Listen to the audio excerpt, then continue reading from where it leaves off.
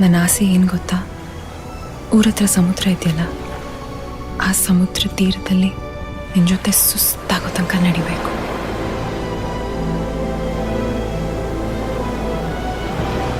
ಅಲೆಗಳು ಒಂದೊಂದಾಗಿ ನಮ್ಮ ಕಾಲು ಮುಟ್ಟಾಗ ನಿನ್ನ ಕೈ ಬಿಗಿಯಾಗಿ ಹಿಡಿಬೇಕು.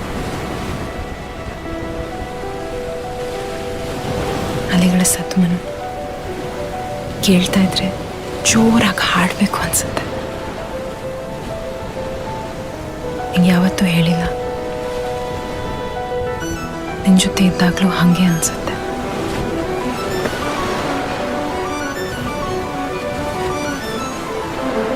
ನನ್ನ ಸಮುದ್ರ ನೀನು.